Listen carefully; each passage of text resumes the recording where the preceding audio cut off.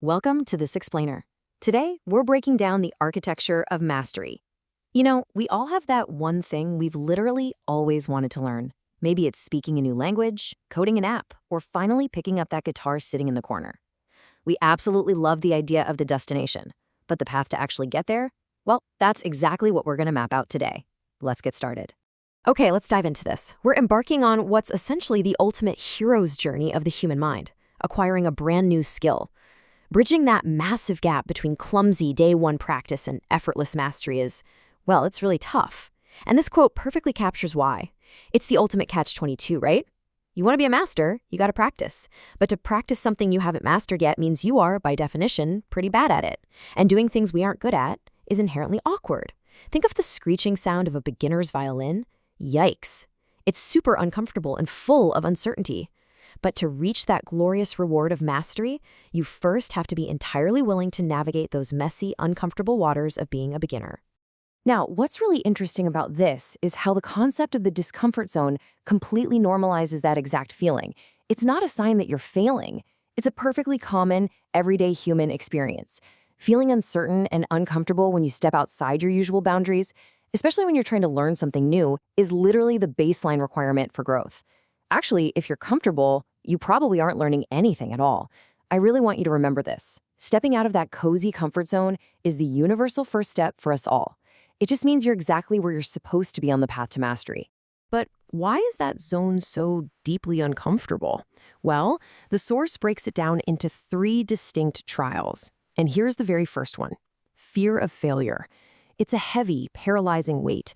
Just the fear of making mistakes or simply feeling like you're not good enough. And this isn't just a minor hesitation. For so many of us, this is a crushing burden. It's that little voice in your head whispering, what if I look foolish? Or what if I try my absolute hardest and I still can't do it?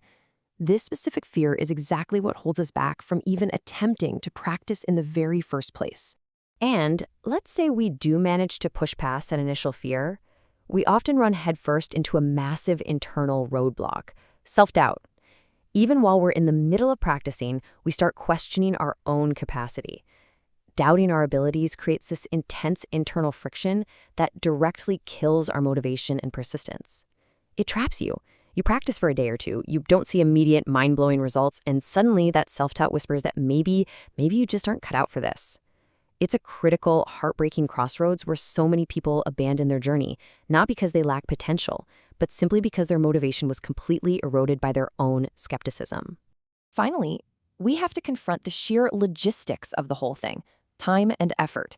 Even if you conquer the fear, and even if you somehow silence that self-doubt, the overwhelming amount of time and energy required for consistent practice can feel like a mountain you just don't have the stamina to climb.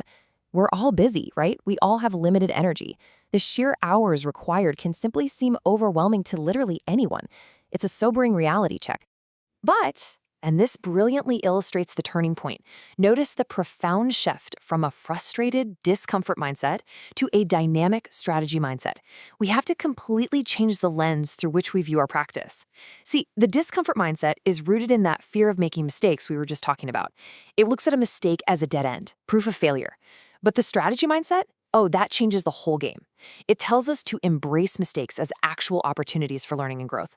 In this mindset, every single time you mess up, you aren't failing, you're just gathering valuable data. You're figuring out exactly what needs adjusting. It turns those mistakes into vital stepping stones on your bridge to mastery. Let's move to and see how this builds into an actionable roadmap. We've got 6 specific strategies here to build our bridge right out of that discomfort. First up, break that massive mountain down by setting realistic goals. Second, celebrate the small wins. Did you practice for just 10 minutes today? Hey, that's a win. Acknowledge it.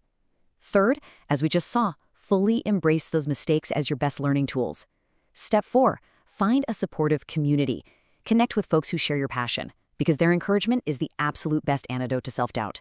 Fifth, practice regularly. Consistency, even in super short bursts, is the true engine of improvement.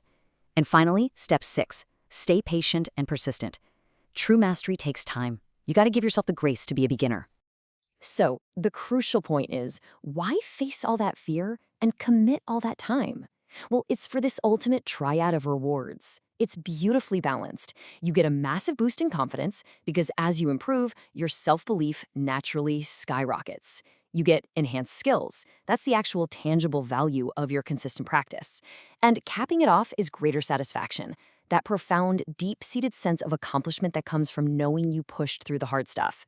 By embracing the discomfort, we unlock our full potential. It absolutely proves that the journey, with all its hurdles, is 100% worth it. We've seen the architecture now. We know that the awkwardness, the fear, and the self-doubt aren't signs to stop. They are literally the toll booth on the road to success. They're just the entry fee. So I want to leave you with this one simple question to carry with you after this explainer. If discomfort is just the entry fee for mastery, what skill are you willing to be uncomfortable for today? Thanks so much for exploring this with me. Now, go start practicing.